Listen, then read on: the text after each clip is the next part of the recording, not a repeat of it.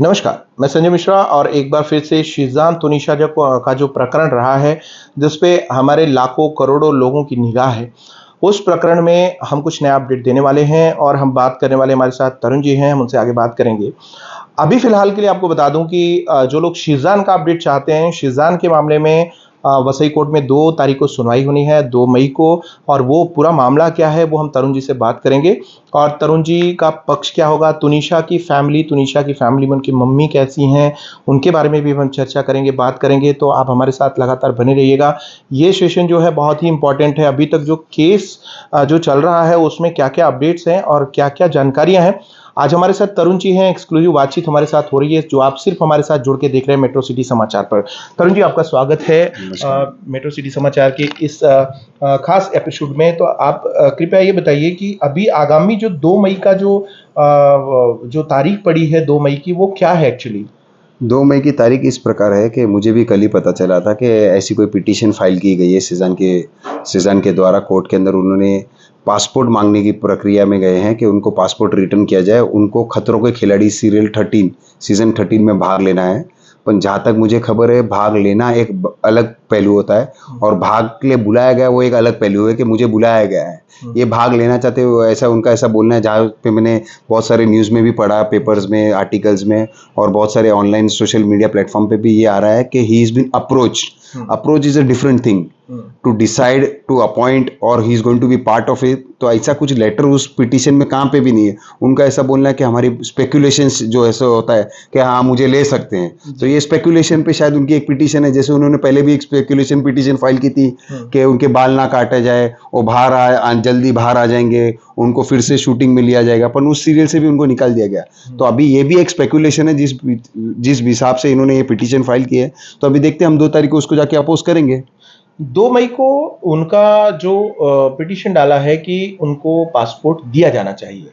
अब एक चीज़ बताइए कि ऐसे मामलों में कोर्ट नॉर्मली क्या स्टैंड रहता है? अदर केसेस की बात करें तो? अदर केसेस की बात करें तो courts are very strict rules. जो लॉ जो बेल एप्लीकेशन के अंदर वन ऑफ द कंडीशन थी कि उसको पासपोर्ट सरेंडर करना, उन्होंने पासपोर्ट सरेंडर किया है। तो पासपोर्ट सरेंडर से रिटर्न लेने के लिए उनको कुछ दिखाना पड़ता है। तो मुझे ऐसा लग रहा है कि एक पिटीशन इसी के लिए दाखिल की जा रही है और मेरे को जहाँ तक लग रहा है उन्होंने पासपोर्ट टेम्पररी मांगा है कि सिर्फ में वो जाके वापस आना चाहते हैं, ऐसा कुछ है। नहीं, ऐसे में फिर कोर्ट या फिर पुलिस का जो स्टैंड होना चाहिए या होता है, वो क्या होता है? नॉर्मली मैं वो जानना चाह रहा हूँ कि ऐसे केसेस में, क्योंकि मैं आगे भी इसमें मैं एक चीज़ बताऊँ कि इसमें ऐसा होता है कि आपका जो मामला है, वो मामला अभी भी ट्रायल में गया नहीं है या जाने वाला है, एक्सपेक्टेड है और पुलिस चार्जशीट दाखिल कर रही है। क्या सप्लीमेंट्री चार्जशीट भी दाखिल करने की कुछ और जाँच बाकी है, कार्रवाई चालू है?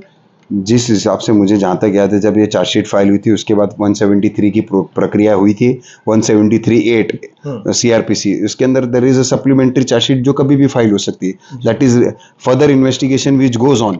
उसको कभी रोका नहीं जाता। वैसे ये इन्वेस्टिगेशन चल रही थी और ये आज भी चल रही है। जहाँ तक रहा सवाल कि उनको पासपोर्ट देना चाहिए कि नहीं देना चाहिए, वो कोर्ट के अंदर केस है, तो मैं बोल लूंगा नहीं उस विषय पे। और पुलिस जहाँ तक है उस पर 110% अपोज करेगी। पुलिस का काम है कि आरोपी कभी भी पुलिस की निगाह से और पुलिस की कस्टडी से, एक जुडिशियल कस्टडी के बाद जब बेल होने के बाद आदमी कस्टडी में रहता है, तो मेरे हिसाब से पुलिस की निगाह में और पुलिस के सामने आरोपी का होना बहुत जरूरी। कोई भी स्टेटमेंट लेना है, किसी से भी कोई इंक्वायरी करनी, तो आरोपी की जरूरत पड़ती है। पासपोर्ट नॉर्मली इसीलिए जमा कराए जाते हैं कि आरोपी कहीं बाहर ना चले जाए या जाके स्टेबल ना हो जाए, वहां पे ट्रांसफर न ले ले, इस तरीके। तो ऐसे केसेस में अगर दिया जाता है तो क्या हो सकता है? अगर दिया गया तो उस कंडीशन, अगर दिया जाएगा तो टेम्परेरी कंडीशन में दिया जाएगा कि 15 दिन के लिए, 20 दिन के लिए। फिर वो जब भी वापस आएंगे उनको सरेंडर करना पड़ेगा। अब वो सबसे बड़ा सवाल है। फिर उसी के लिए कोर्ट उस समय, मेरे को जहां तक याद है, इसके लिए क्या कानूनी प्राविधान है कि उसको अगर नहीं आता है तो क्या कर सकते हैं? मेरे हिसाब से अगर वो जाएंगे तो भी देखो, वो रेसिडेंट ऑफ इंडिया है तो उनके पास वीजा रहेगा। वीजा कुछ समय के लिए दिया जाता है, कोई साल भर के लिए वीजा नहीं मिलेगा उनको। ये मेरे हिसाब से टेम्परेरी सीरियल है, 2 महीना का 3 महीने का सेशन चलता है। तो 3 महीने के बाद अगर वीजा पे वो रिटर्न नहीं आते तो उसको डिपोर्ट कर दिया जाएगा। उस टाइम ड्यूरेशन में अगर कहीं कोर्ट तारीख या कोई इन्वेस्टिगेशन की बात आती है तो क्या होगा? उस टाइम बाद में उनको, उनके वकील को मेरे हिसाब से पिटीशन फाइल करके वो एग्जेम्पशन लेंगे कि वो उनका यही बोलना रहेगा कि उनका आरोपी जो है वो बाहर गया हुआ है, तो उनको एग्जेम्पशन लेना पड़ेगा उस बेस पे। अभी तुनिशा की मम्मी, उनकी फैमिली में कौन कौन है एक बार बताइए, क्योंकि पिछले जो काफी समय में हमारी आपकी बड़ी आपाधापी हुई और उसमें कभी कंफर्टेबली इतना बात नहीं हो पाई। तो मुझे ये बताइए, जो दर्शक देख रहे हैं, कि उनकी फैमिली में एक्चुअल में कौन कौन है? उनकी फैमिली में एक्चुअल में उनकी माँ है जी, उनके ब्रदर्स हैं जी। उनके वो कितने भाई हैं उनके? उनके एक ही भाई है। एक भाई है। हाँ, अभी अच्छा। जो जो उनके भाई जिस घर में वो चंडीगढ़ में वहाँ पे रह रहे हैं उनके भाई के साथ, उनके वो जो कलीग अंकल है जिनको क्या क्या बोला गया था। जी, और जी। पवन शर्मा जो सब जानते हैं, पवन शर्मा वो आदमी है जिसने मामा। पूरे केस को इनिशिएट लेके कभी उनको मैनेजर भी बना दिया था, कभी क्या बना दिया था। वो उनके ब्लड रिलेशन ना होके भी एक मामा से बड़ा फर्ज निभाया है। जैसे हिंदुस्तान का इतिहास बोलता है कि मामा शकुनी मामा और कंस मामा थे, जी। पर मैं चाहूंगा कि हर परिवार में पवन शर्मा जैसा एक मामा हो जो अपने परिवार में कुछ होने के बाद इतना एक्टिव होके उन्होंने इस स्टेज तक इस केस को लाया है। अच्छा, तो उनकी फैमिली में अगर देखा जाए तो मम्मी और उनके जो भाई हैं सिर्फ वही हैं उनके रियल मतलब ब्लड रिलेटिव्स। तो अभी उनकी मम्मी क्या कंडीशन है, क्या कह रही है इस पिटिशन पे, उनका क्या कहना उनकी मॉम का अभी भी यही कहना था कि मुझे न्याय चाहिए, न्याय के लिए वो किसी भी हद तक लड़ने को तैयार है, किसी भी कोर्ट तक जाने को तैयार है। उन्होंने आज भी ये फ़ोन करके यही बोला कि 2 तारीख को आप जाके पिटीशन अटेंड कीजिए, उसको जितना हो सके उसको क्योंकि उसको रोका जाए। क्योंकि उनका ये मानना है कि अगर सेजान ये बोलता है कि उसको जीने के लिए काम करने की ज़रूरत है, तो उनकी बेटी जो उसकी जीवन थी उनको तो उसने ख़त्म कर दिया है। है? तो एक तरफ वो अपने जीवन की बातें करता है और दूसरे की जीवन की बातें ख़त्म कर चुका है। तो ये बहुत, और तीसरा मैं बहुत बहुत शॉक एंड सरप्राइज था। मैं कुछ दिन पहले मैं फेसबुक और व्हाट्सएप और इंस्टाग्राम अकाउंट देख रहा था जहाँ पे सेजान ऐसा लिख रहा था, आई मिस माई बेबी, ये वो। तो मैं अगर किसी भी व्यक्ति ने, आप जैसे व्यक्ति, सुलझे हुए व्यक्ति ने चार्जशीट पढ़ी होगी, तो चार्जशीट में जो मैसेजेस उनकी मॉम ने अपने बेटे को जो भेजा है, वो पढ़ने के बाद ये सबको समझ में आ जाएगा कि ये बंदा क्या चाहता था उस लड़की से। अच्छा। उस चार्जशीट में इतनी चीजें रिवील हुई है। अगर चार्जशीट कोई पढ़ेगा 500 पेजेस की, जिसके अंदर व्हाट्सएप और मैसेजेस चैट्स हैं सेजान की मॉम के और सेजान के बीच के, अगर वो व्यक्ति कोई भी पढ़ लेगा तो समझ जाएगा कि उसकी माँ, उनकी माताजी जानती थी कि उनका बेटा एक प्ले बॉय है। He used to play around with the girls and he is still going to play. ये तूने शीजान की मम्मी जानती थी? मम्मी जानती थी, उनके मैसेजेस है। अच्छा। एक वन ऑफ द मैसेज ऐसा भी है, मैं आपको कोर्ट के, अगर मेरे हाथ में चार्जशीट आएगी तो मैं आपको वो भी दिखा दूंगा। एक मैसेज ऐसा है जहां पे सेजान की मॉम बोलती है कि बेटा ये जो तू हर 3 महीने में गर्लफ्रेंड बदल के बोलता है ये मेरा प्यार है, उसे प्यार नहीं कहते हैं। ये माँ समझा रही है? ये उनकी माता जी अपने बेटे को समझा रही है मैसेज में। तो आप सोच लीजिए परिवार किस प्रकार से, ये लड़के का क्या बिहेवियर था और ये कैसे लड़कियों को ट्रीट करता था। तो मैं नहीं सोचता कि कोई इतना बड़ा चैनल, कलर चैनल्स, ऐसे लोगों को प्रोपोगेंडा करने के लिए जो प्रोमोट हो रहे हैं, एक मर्डर केस में एक आरोपी है वो, उसको अपने चैनल पे लाके उसको फियर फैक्टर में लाएंगे कि लोगों का फियर नहीं हटा रहा है, ये तो आदमी को मार के आ रहा है। और ऐसा ना हो कि अगर शहजान कल जैसा ऐसा व्यक्ति अगर कोई चैनल में पहुंच जाता है तो ये भी पॉसिबिलिटी कि हर एक्टर जो एस्पायरिंग एक्टर है, जिनको कुछ नहीं मिल रहा, वो ये सब करेंगे कि उनको पब्लिसिटी मिले, वो न्यूज में आए, केस बने, आरोपी बने और फिर वो सीरियल्स ज्वाइन करेंगे। तो मेरा तो निवेदन चैनल कलर से भी रहेगा कि कृपया करके आप एक सोसाइटी में एक एग्जाम्पल सेट कर दें। आज के टाइम पे आप जानते हो, तुनिशा हो क्या कोई भी हो, हीरो हीरोइन को छोटे बच्चे एक एग्जाम्पल में सेट करते हैं कि मम्मी तेंदुलकर को हम देखते थे, हमारे जमाने तो हम सोचते थे कि हम तेंदुलकर बनेंगे। आज मैं वकील हूं तो मैं जब राम जेठमलानी सर को देखता था तो मुझे ऐसा फील होता था कि मैं राम सर बनूं। तो ये हर एक आदमी जो फील्ड में जाता है उसके लिए एक एक्सपायरिंग आदर्श बन जाता है। तो मैं नहीं चाहूंगा कि सेजान किसी के लिए आदर्श बने और ऐसे लोगों को चैनल प्रमोट करे। अब देखिए ये जो बातें हमारी हो रही हैं, कहीं ना कहीं शीजान के जो फॉलोअर हैं या उनकी फैमिली के जो सिंपैथी उनके साथ रखते हैं, उनको ऐसा लग रहा होगा कि आप वन वे बात कर रहे हैं। लेकिन इन जनरल क्या आप कहेंगे, आप इस पूरे प्रकरण को देख के, आप वकील नहीं है, मान लीजिए एक आम आदमी है। मैं एक आम आदमी के नाते आपको बताता हूँ, जिसके घर का बच्चा जाता है उसको मालूम है दुख क्या होता है। अब रहा सवाल आपका और शीजान के मित्रों का, जब मैं ये केस लड़ रहा था मुझे बहुत मैसेजेस आए थे, बहुत अनाप शनाप मैसेज लिखे थे। किसी ने मेरे बारे में लिखा था, किसी ने मेरे परिवार के बारे में लिखा था, पर मैं कभी वो पब्लिश नहीं किया क्योंकि मैं एक वकील हूँ। मुझे मालूम है कि मेरे ऐसे थ्रेट्स आते रहते हैं, वो चलता रहता है। बट क्या है, ये जानना बहुत जरूरी है कि जिसका परिवार का व्यक्ति गया है उसके घर में दुख रहेगा। जिसका परिवार का, चलो एक चीज में, जब ये बच्चा बाहर आया था सेजान बाहर आने के बाद उसने कुछ पोस्ट डाले थे फेसबुक और व्हाट्सएप में, ये दिखता है ना वो खुद कैसे सेलिब्रेट कर ले। एक तरफ वो बोलते हैं कि वो लड़की मेरी जान थी, हमारी घर की बच्ची थी, इनकी माँ का और उनकी बहनों का ये बोलना था इंटरव्यू में। जब तुम्हारी घर की बच्ची और माँ खत्म हो जाती तो तुम ऐसे रिएक्ट करोगे? आपने उसको वेलकम किया है, आपके खुद के मैसेजेस है कि बेटा what you are doing with all this girl for 3 month is not called love. तो आपको मालूम था आपका बेटा क्या कर रहा है और फिर भी आप आके उसको अपोज नहीं करके उसको सपोर्ट कर रहे हैं। तो ये समाज में एग्जाम्पल मैं नहीं चाहूंगा कि कोई भी सेट करे। एक एक्टर को लाइक करना बड़ी अच्छी बात है, अपन अगर उसकी पिक्चर सुपर फ्लॉप होती है फ्लॉप, और उसके बाद वो क्या कर रहा है सोसाइटी में, क्या एग्जांपल सेट कर रहा है, वो भी हमें देखना है ना। आज अब एक हीरो हीरोइन को हम ऊपर बनाते हैं, हम उनकी टिकट खरीद कर उनको पब्लिसिटी देते हैं। एक आम आदमी 500 रुपया खरीद करके पिक्चर देखते हैं, पर जब उसको पिक्चर नहीं पसंद आएगी तो बोलना चाहिए कि नहीं पसंद आई, आपने एक्टिंग अच्छी नहीं की है। 500 दिया ना उन्होंने, 500 दिया नहीं, पर अगर आपको वो पिक्चर नहीं पसंद आई तो आपको बोलने का हक है। पर आप ये चाह रहे हो कि आप अगर उसके फॉलोअर हो तो कि हम उसके बारे में गलत नहीं बोले, तो ऐसा नहीं हो सकता। Prima facie court has observed कि उस समय सीसीटीवी फुटेज भी बाहर आई है, जो कोर्ट के अंदर फाइल है, कि उस समय जब तुनिशा ने सुसाइड किया 15 मिनट रूम में सिर्फ सेजान ही था। पब्लिक डोमेन में नहीं आया वो वीडियो, आज भी लोग इंतजार करते हैं कि वीडियो मिले कि 15 मिनट में क्या हुआ होगा और कैसे क्या रिएक्शन हुआ। हालांकि वो लिखा हुआ था, हमने पढ़ के सुनाया था, चार्जशीट में आया है वो वीडियो, चार्जशीट में आया है, लेकिन वो वीडियो पब्लिक में नहीं आया, पुलिस ने नहीं आया। पेन ड्राइव है वो, अभी आपके पास मिल सकता है, कोई भी अप्लाई कर सकते हैं, क्योंकि पब्लिक डोमेन में होगा, चार्जशीट फाइल हो चुकी है इस केस की। ओके, तो हमें मिल सकता है, 100% मिल सकता है। एक्चुअल में आपने देखी है उस वीडियो में, अगर आपने देखा तो क्या देखा एक्चुअल में क्या है? एक्चुअल में उस वीडियो में क्लियर कट ये दिखता है कि एक शॉट हुआ, खाने का लंच ब्रेक हुआ, लंच ब्रेक के बाद ये सेजान बाहर निकलता है, उसके पीछे तुनिशा भाग के जाती है, तुनिशा भाग के रिटर्न जाती है, सेट तक नहीं जाती है, सेट के पहले एंट्री गेट तक रुकती है, और वो रिटर्न आती है तो उसके चेहरे का भाव डाव बताता है कि वो कुछ ना कुछ ऐसी बात हुई थी कि प्रेशर था उसके। वो आके फिर से रिटर्न अपने रूम में जाती है, अपने रूम में अपना मोबाइल रख के जाती है, अपने रूम में अपना मोबाइल रख के, अपने रूम में अपना मोबाइल रख के फिर वो सेजान के रूम में जाके फिर वो सुसाइड करती है। उस समय ये जो कन्वर्सेशन के बीच के जो समय था 15 मिनट सिर्फ सेजान और तुनिशा उस कमरे में थे और कोई नहीं था। उसके बाद शीजान निकल के चले गए और तुनिशा ने सुसाइड किया। अच्छा, एकदम सिमिलर केस ऐसा है आकांक्षा दुबे समर सिंह वाला जो मैटर चल रहा है अभी, आपने देखा, एकदम सिमिलर मुझे तो ऐसा ही लगा। आपको उसका ऑब्जर्वेशन क्या है? उसमें भी सेम सिमिलर, रात को लड़की 1:30 बजे घर से आती है होटल में, और आने के बाद रील बनाती है और बहुत अच्छे मूड में रील बनाती है और उसका रील वायरल भी होता है, लेकिन उसके थोड़े समय बाद लगभग वो सुसाइड कर लेती है, मूड उसका चेंज होता है।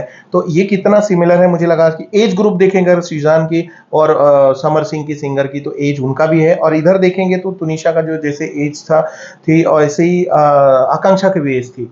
तो ये किस तरीके का अफेक्शन या किस तरीके का रिएक्शन हुआ है, इस सिमिलैरिटी बहुत ज्यादा। ये अफेक्शन और अफेक्शन से ज्यादा मुझे तो ये लगता है कि स्विंग ऑफ मूड क्या होता है। अगर आपको याद होगा कि जब हम आर्ग्यू कर रहे थे तुनिशा के केस में थोड़ा सा ऐसा था कि हमारा ये आर्ग्यूमेंट्स था कि उसको ऐसे प्रेजेंट किया जा रहा था उसकी मदर के द्वारा, सेजान की मदर के द्वारा, यू आर अ जीरो।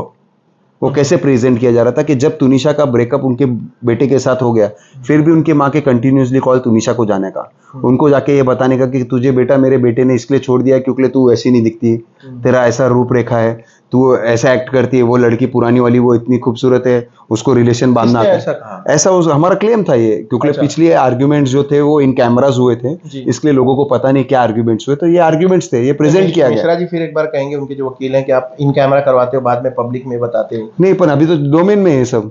अच्छा। उस समय चार्जशीट नहीं, अभी तो चार्जशीट भी फाइल हो गई, अब सब कुछ आ गया है, ऑन रिकॉर्ड है। जी। मुझे मिश्रा जी को मुझे कुछ बताने की जरूरत नहीं, मिश्रा जी को खुद को दे देना चाहिए था, क्योंकि उनको अपना बचाव करना था। काफी टाइम तक चार्जशीट मांगती रही लेकिन चार्जशीट दिया नहीं गया। आज भी हमारे पास चार्जशीट मीडिया में मैं दे दूंगा, क्या है उसमें, चार्जशीट में क्या है, chargesheet is a public domain now, it is available everybody, anybody can access that.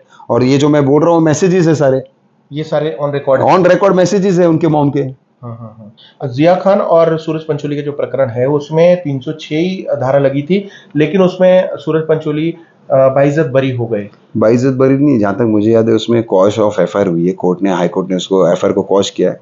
But मैं तो ये बोलना चाह रहा हूँ, जिया खान और हमारे केस में जमीन आसमान का फर्क। किस प्रकार से जमीन आसमान का? इसलिए फर्क है क्योंकि जब जिया ने सुसाइड किया उस समय सूरज पंचोली अवेलेबल नहीं था वहां पे। मतलब सूरज पंचोली अवेलेबल नहीं थे वहां पे? हाँ, और हमारे केस में हमारा नहीं बोलना है, सीसीटीवी बोलता है कि 15 मिनट पहले सेजान खुद उस कमरे में मौजूद था, तो कुछ तो बात की रहेगी 10 मिनट आपने एक दूसरे से। अगर स्विंग ऑफ मूड जो है वो 10 मिनट में ऐसा क्या हुआ कि उसको ये करना पड़ा, क्योंकि वो जो लड़की आई थी खुशी खुशी थी शूटिंग की, अगर ये बोलते हैं कि उसे ये बीमारी थी वो बीमारी थी, बॉस वो 15 घंटा रोज का काम कर रही थी। एक अगर ओडीसी सेट पे एक ओडीसी अगर ओएसडी करा हुआ, अगर किसी को कोई तकलीफ रहेगा उसको क्लीनलीनेस का इशू होता है, उसमें कोई मेंटल इशू नहीं है। और डॉक्टर्स और बाकी लोगों ने स्टेटमेंट्स है, डॉक्टर के स्टेटमेंट है कि जब उसको फर्स्ट पैनिक अटैक आया था उसका एक ही शब्द बोलना था कि सेजान ने मुझे धोखा दिया है। ये डॉक्टर के स्टेटमेंट्स हैं। जब वो इलाज के लिए जाती थी हाँ। वहाँ पे ये बोलती थी। अच्छा, तो क्या ये इसमें उसके डॉक्टर के भी रिकॉर्ड हुए हैं बयान? डॉक्टर के भी स्टेटमेंट रिकॉर्ड हुए हैं। अच्छा, मीरा भाईंदर के डॉक्टर। नहीं, मीरा भाईंदर के नहीं, मुंबई। जिस डॉक्टर ने उनका ट्रीटमेंट किया था उस समय ओके, बोरीवली में। उनके बयान है। अच्छा, तो आने वाले अब देखिए इसमें 2 मई को किस तरीके से आपका क्या पक्ष 2 रहेगा? मई को मेरा तो ये पक्ष रहेगा। मैं चाहता हूँ कि जिस हिसाब से सेजान और उनके वकील का ऐसा बोलना रहता है कि ये केस सिमिलर है, ये केस सिमिलर है, तो आपको लगता है कि अगर जिया खान के केस की तरह आपका केस भी सिमिलर है, तो मेरा तो ये मानना है उनको भी ट्रायल जल्द से जल्द चालू करवा देना चाहिए। हाँ, ट्रायल कहा आपने, तो ट्रायल ये कब शुरू होने वाला है? अभी इनको इतनी पासपोर्ट की घाई है, तो मैं तो कल ये पिटीशन डालने वाला हूँ कि ट्रायल को जल्द से जल्द शुरू किया जाए, ताकि एक क्या होगा कि एक लोगों के बीच में अगर हम गलत है तो हम साबित हो जाए, अगर वो गलत है वो साबित हो जाए। नॉर्मली ऐसे प्रकरण में कब शुरू होता है और अब कब शुरू होना चाहिए था? इसको समय जाता है, पर अब तो चार्जशीट फाइल हो गई, तो अब तो कभी भी चालू कर सकते हैं। उनकी ऑलरेडी एक क्वॉशिंग पिटीशन उन्होंने फाइल की थी हाई कोर्ट में, उसको भी लंबा तारीख गिर गया है। तो मेरा तो ये मानना रहेगा कि अभी जैसे वैकेशन खत्म होता है उसके बाद ट्रायल शुरू कर देना चाहिए उनको। एक सवाल ये भी है कि अभी तक तुनिशा शर्मा प्रकरण में जो मोबाइल है तुनिशा का वो अनलॉक नहीं हुआ है। मुझे अभी तक उस विषय में खबर नहीं, पर पिछले जब तक चार्जशीट फाइल हुई थी जब तक खोल नहीं पाया था। अब वो खोल के पाए कि नहीं पता नहीं, क्योंकि वो एक आईफोन था, तो आईफोन को खोलना बहुत समय लग जाता है। लेकिन अगर नहीं खुला तो ऐसा नहीं लगता कि एक पार्ट दबा रह गया? 100% I will move petition for that. हम चाहेंगे कि और एक्सपर्ट को बुलाया जाए, या वो उसकी कंपनी के जिस कंपनी, अभी तो मेरे को जहां तक याद है एप्पल ने हिंदुस्तान में सबसे बड़ा स्टोर भी खोल दिया है अपना। हाँ, तो बहुत इजी हो जाएगा उनके लिए। तो पहले की पोजीशन और क्योंकि अभी की मैंने जब पुलिस स्टेशन के जो पीआई है उनसे बात किया तो उन्होंने कहा अभी तक अनलॉक नहीं हुआ है, और ये पुरानी बात है, मतलब 1-1.5 महीने पहले की बात है। तो उन्होंने कहा अभी भी अनलॉक नहीं हुआ है। तो अगर अनलॉक हो जाता है तो क्या चीजें बाहर आ सकती हैं, और अनलॉक नहीं होता है तो क्या जस्टिस होगा? अनलॉक नहीं हुआ तो फिर बहुत कुछ चीजें रह जाएगी, और अनलॉक हो जाए लेकिन तो इसको कानून कहाँ तक मान्यता देगा कि कुछ पार्ट जो है एविडेंस के रुक नहीं खोले जा सके और इसके बाद भी जस्टिस हो जाए? ऐसा कैसे पॉसिबल है? ऐसा एविडेंस की बात है। एविडेंस रुका हुआ रहेगा ना, एविडेंस तो जजमेंट भी रुकेगा उतना लंबा? 100% रुकेगा जब तक ये खुलेगा नहीं, क्योंकि हमारा जो क्लेम रहेगा उसमें उस स्टेटमेंट्स और उसके व्हाट्सएप और उसके मोबाइल्स पे रहेगा। उसका मोबाइल जब तक नहीं खुलेगा तो वो हमारे लिए यानी अच्छा कि नहीं। आने वाले दिनों में इसमें सप्लीमेंट्री चार्जशीट भी जा सकती है? 100%। वो मैं आपको पहला लाइन ही मैंने ये कहा था ना, 173(8) अंडर सीआरपीसी प्रोविजन के इन्होंने एक एप्लीकेशन फाइल किया that supports the investigation to file supplementary chargesheet any stage, because it says for further investigation. तो लास्टली आप तुनिशा के जो फैन फॉलोअर हैं या फिर शीजान के केस के अपडेट को देख रहे हैं बराबर नजर से, उनसे क्या कहेंगे? मैं सबके लिए ये एक ही चीज़ कहूँगा कि जिस प्रकार से तुनिशा ने ये स्टेप लिया था, किसके बोलने पे क्या प्रेशर पे, वो चीज़ हम ज़रूर से ज़रूर लोगों के सामने लाएंगे, और तुनिशा को न्याय मिले उतना ही कोशिश करूँगा। धन्यवाद तरुण जी। तो आप देख रहे थे हमारे साथ तरुण जी, काफ़ी लंबी बातचीत हुई और जितने सवाल आप लोग करते हैं उन सारे सवालों पे हमने एक पक्ष से पूरा जवाब लिया है। अब मौका है कि हम मिश्रा जी से बात करें और शीजान खान का जो मामला है, शीजान खान के जो वकील हैं उनसे बात करें।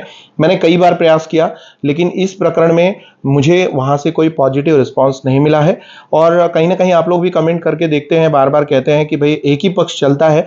तो मैं ये कहता हूँ कि मुझे एक ही पक्ष मिलता भी है, दूसरा पक्ष आज तक अवॉइड करता है और मुझे कई बार इन्फॉर्मेशन नहीं दी गई है। मैंने कई बार फ़ोन किए हैं, बातचीत करने की कोशिश की, इवन हाई कोर्ट बॉम्बे भी गया। जो पिटीशन फाइल हुई थी क्वेश्चन ऑफ एफआईआर, वो एफआईआर क्वेश्चन का जो डेट है वो जून जुलाई में गया है शायद।